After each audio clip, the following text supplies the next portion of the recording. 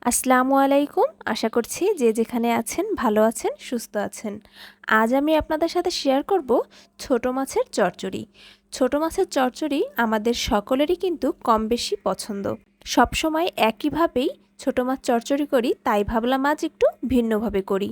এই তো এর জন্য এখানে কিছুটা পরিমাণে শুকনো মরিচ আমি অল্প একটু লবণ দিয়ে ভালো করে একটু পিষে নিলাম। মরিচটা ভালো করে মিহি করে বেটে নেওয়ার পরে এর ভেতরে আমি দিয়ে দিলাম কিছুটা পরিমাণে আলু কুচি আর দিয়ে দিয়েছি 1 কাপ পরিমাণে পেঁয়াজ কুচি। আর তারপরে দিয়ে দিলাম কিছুটা পরিমাণে হলুদের গুঁড়ো, জিরা গুঁড়ো আর সয়াবিন তেল। যেহেতু লবণটা আমি প্রথমেই দিয়ে দিয়েছিলাম, তাই এখন আর লবণ দিব না। এই তো এখন ভালো করে সব মশলার সাথে আলু আর পেঁয়াজটাকে খুব ভালো করে একটু কচলে কচলে মেখে নিব। ভালো করে মাখা হয়ে গেলে যখন আলুটা একটু সফট হয়ে আসবে, তখন আমি এর ভিতরে দিয়ে দেব ছোট মাছগুলো। এই ছোট মাছগুলো নদীর ছিল, এ কারণে খেতে কিন্তু বেশ ভালো লেগেছিল। এই তো মাছগুলো দেওয়ার পরে আমি আরও কিছু সময় একটু মেখে নিয়ে তারপরে এর ভিতরে আমি দিয়ে দেব কিছুটা পরিমাণে ধনিয়া পাতা কুচি। ধনিয়া পাতা কুচি চচ্চড়িতে দিলে কিন্তু স্বাদটা অনেক বেশি বেড়ে যায়। টমেটো দিলে তো আর কোনো কথাই নেই, কিন্তু আমার কাছে টমেটো ছিল না, তার জন্য শুধুমাত্র ধনিয়া পাতাটা দিয়েই আর চচ্চড়িটা করে নেব।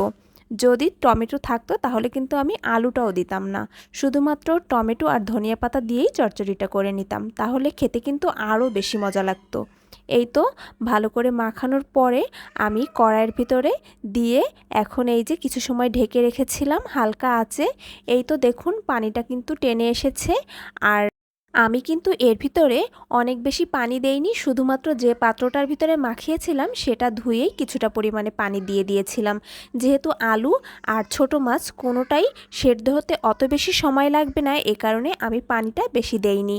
এই তো মাছটা এখন একেবারেই পানিটা টেনে এসেছে আর একেবারেই এটা একটু পোড়া পোড়া হয়ে এসেছে। এখন এ পর্যায়ে আমি এই চচ্চড়িটা নামিয়ে নেব। এভাবে মাছ চচ্চড়ি করে খেয়ে দেখলাম অন্য সবসময় যেভাবে করি তার থেকে অনেক বেশি মজার হয়েছিল। আরও যেহেতু শুকনো মরিচ বাটা দিয়ে করেছিলাম, তাই কালারটাও অনেক বেশি সুন্দর হয়েছিল। আশা করছি ভিডিওটি আপনাদের সকলের ভালো লেগেছে।